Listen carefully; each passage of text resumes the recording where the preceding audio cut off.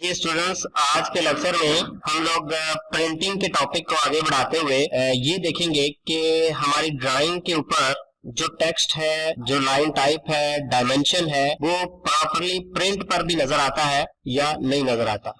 देखिए यहाँ पे मेरे पास एक सामने ड्राइंग खुली हुई है। ये आपके एक्सरसाइज फाइल में चैप्टर 7 जो है उसमें चैप्टर 15 में 7 नंबर ड्राइंग जो है वो मेरे पास खुली हुई है। तो इस ड्राइंग को मैं यहाँ से थोड़ा सा जूम करता हूँ तो मेरे पास यहाँ पे एक टेक्स्ट लिखा हुआ है। अब ये टेक्स्ट नॉर्मली तो अभी मुझे ठीक नजर आ रहा है, लेकिन मैं इसको लेआउट में देखता हूँ कि ये जो लेआउट मैंने डिजाइन किया हुआ है, जिसको मैंने अभी प्रिंट निकालना है, उस पर भी ये नजर आता है कि नहीं नजर आता।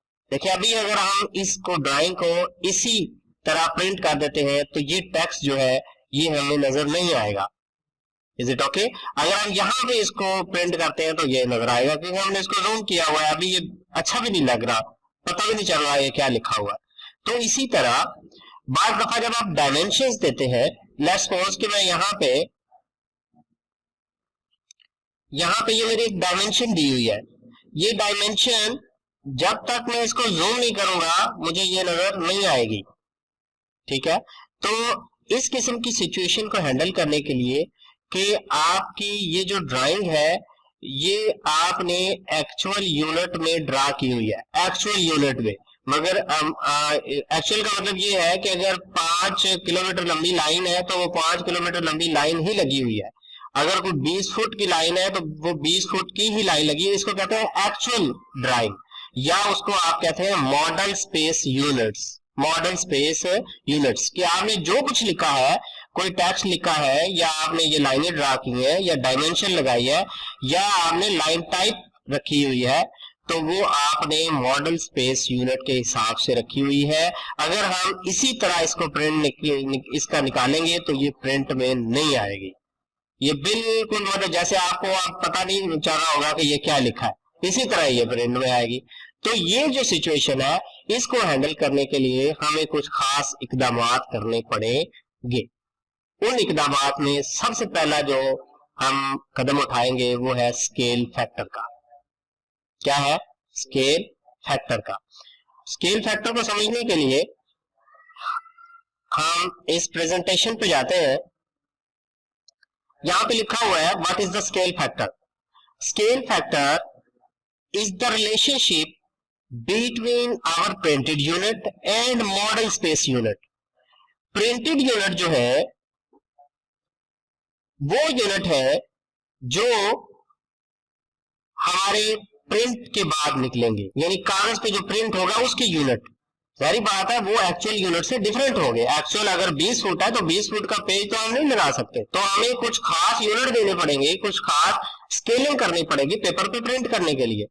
तो वो कहता है कि स्केल फैक्टर जो है वो एक्चुअल में रिलेशनशिप है प्रिंटेड यूनिट और मॉडल स्पेस यूनिट के दरमियान। Model space unit actual length है, एक्चुअल डायमेंशंस है। प्रिंट जो है वो स्केल शुदा डायमेंशन होती है जो आपके पेज के ऊपर आप प्रिंट करते। कैसे? अब ये किस पर्पज के लिए यूज होती है? For viewable text, dimensions, line type in the print. कि प्रिंट के अंदर आपको टेक्स्ट भी नजर आए, सही टेक्स्ट नजर आए, ये नहीं कि बड़ा हो जाए या बहुत छोटा हो जाए, नजर ही ना आ रहा हो, पता भी नहीं जा रहा हो ये कोई टेक्स्ट लिखा है। तो स्केल फैक्टर की वजह से हम इसको एडजस्ट करेंगे। हम इससे डायमेंशंस का साइज भी सही कर सकते हैं, हम इससे लाइन टाइप भी सही कर सकते हैं स्केल फैक्टर। अब ये स्केल फैक्टर क्या है? रिलेशनशिप बिटवीन, यानी प्रिंटेड यूनिट और मॉडल स्पेस यूनिट के दरमियान तल्लक है। थोड़ा सा आगे चलते हैं। यहां पे मेरे पास एक तरफ है प्रिंटेड यूनिट और एक तरफ है मॉडल स्पेस यूनिट। अगर मैं 1 बाई 1 की बात करता हूं, 1 बाई 1 की बात, इसका मतलब ये है कि जितना प्रिंटेड यूनिट है उतना मॉडल स्पेस यूनिट, या जितना मॉडल स्पेस यूनिट है उतना प्रिंटेड यूनिट। मतलब अगर आपकी ड्राइंग जो है वो 10 इंच की है या 6 इंच की है, पेज आपका 11 इंच का है, तो हमें 1 बाई 1 में कोई फर्क कोई मसला नहीं होगा, हम 1 बाई 1 उसको प्रिंट निकाल लेंगे। लेकिन अगर आपकी ड्राइंग जो है वो बड़ी है, मॉडल स्पेस यूनिट बड़े हैं, 20 फुट है या 20 किलोमीटर है, देन तो आप नहीं निकाल सकते 1 बाई 1 स्केल। तो इस सूरत में जब 1 बाई 1 स्केल होगा तो हम कहेंगे कि हमारा स्केल फैक्टर 1 है। क्या बोलेंगे? स्केल फैक्टर 1 है। अब एक और अगली एग्जांपल लेते हैं। अब यहाँ पे हमारा प्रिंटेड यूनिट है 1 और मॉडल स्पेस यूनिट है 10। इस सूरत में क्या होगा? इस सूरत में हमारा स्केल फैक्टर 10 होगा, यानी जो मॉडल स्पेस यूनिट होगा वो हमारा स्केल फैक्टर होगा। Is it okay? अगर मैं कहूं कि स्केल फैक्टर जो प्रिंटेड यूनिट है वो है 1 और मॉडल स्पेस यूनिट है 50, तो 50 हमारा स्केल फैक्टर होगा क्योंकि वो मॉडल स्पेस यूनिट है। अब यहां पे एक कंसर्नेबल मामला ये है कि this is the case then both print and model space unit are the decimal. ये वो केस होगा स्केल फैक्टर का जिसमें दोनों डेसिमल होंगे, यानी प्रिंट यूनिट भी मिलीमीटर में होगा और ये जो आपका मॉडल स्पेस यूनिट है वो भी मिलीमीटर में होगा। तो जब इस किस्म की सिचुएशन होगी तो जो मॉडल स्पेस यूनिट होगा वो आपका स्केल फैक्टर होगा। अब ये स्केल फैक्टर इस्तेमाल कहाँ पे होना है, कैसे होना है, वो बात की बात है, पहले हम इसको समझ लें कि ये है क्या।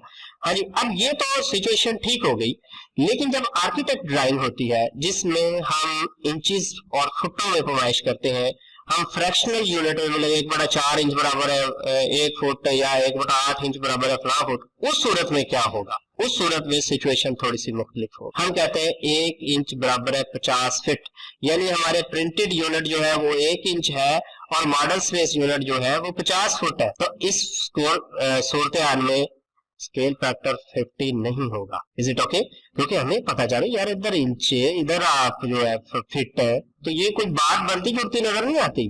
यानी असूली तौर पे भी हम ये कर नहीं सकते कि यार एक साइड पे तो इंच है एक साइड पे फिट है, चले ठीक है इधर भी इंच इधर भी इंच, फिर तो बात बन सकती है। लेकिन ये इधर इंच है इधर फिट है, तो यहाँ पे स्केल फैक्टर हमारा 50 नहीं होगा। थोड़ा सा आगे चलते हैं। Because their units are not the same, so we have to adjust the same units. हमें अगर स्केल फैक्टर निकालना है तो हमें इनके यूनिट्स को एक करना पड़ेगा। थोड़ा सा आगे चलते हैं। यहाँ पे हमारे पास अब मैं आर्किटेक्ट जो यूनिट होंगे जो जिसमें हम इंचेस में देंगे या फ्रैक्शन में देंगे, उसका स्केल फैक्टर निकालने का मैं आपको तरीका बताने लगा हूं। तो फर्ज करें हमारा जो प्रिंटेड यूनिट है वो 1/4 इंच है और मॉडल स्पेस यूनिट 1 फुट है। ठीक है, तो इस सूरत में इसका फार्मूला क्या है, इसको निकालने का आपने करना क्या है, ये इसी तरह लिखा हुआ है। आपने ये जो प्रिंटेड यूनिट है उसकी फ्रैक्शन को उल्ट देना है, यानी जो बटे वाला है वो ऊपर आ जाएगा और दूसरा नीचे चला जाएगा और ज़रब 12 कर देना है, क्योंकि 1 फुट में कितने होते हैं 12 इंच होते हैं। इसको ज़रब 12 कर देना है और 12 को 4 से ज़रब देंगे तो क्या आ जाएगा 48, 48 हमारा स्केल फैक्टर होगा इस केस में। मेरी बात समझ रहे हैं आप? ठीक है, कि जब फ्रैक्शन में क्या होगा कि हमने जो फ्रैक्शन है उसको उल्ट देना है प्रिंटेड यूनिट वाली, ठीक है, और उनको आपस में ज़रब दे देनी है तो वो हमारा स्केल फैक्टर आ जाएगा। ठीक है, एक और एग्जांपल देखते हैं। फर्ज करें हमारे प्रिंटेड यूनिट है 1/8 इंच और मॉडल स्पेस यूनिट है 1 फुट है। ठीक है, तो इस सूरत में क्या होगा 8/1 ज़रब 12, ठीक है, और इसका जवाब जो आ जाएगा वो आ जाएगा 96। ठीक है, तो इस सूरत में स्केल फैक्टर हमारा क्या होगा 96। तो स्केल फैक्टर अगर तो आपके जो यूनिट है ड्राइंग के और प्रिंटेड, यानी मॉडल स्पेस यूनिट जो एक्चुअल यूनिट आ रहा है, एक्चुअल पैमाइश आ रही है, और दूसरा प्रिंट जो आप स्केल करके छोटा करके पेज पे डाल रहे हैं, उनके दरमियान दोनों के यूनिट्स अगर डेसिमल होंगे मिलीमीटर में, तो जो मॉडल स्पेस यूनिट होंगे वो आपका स्केल फैक्टर होगा।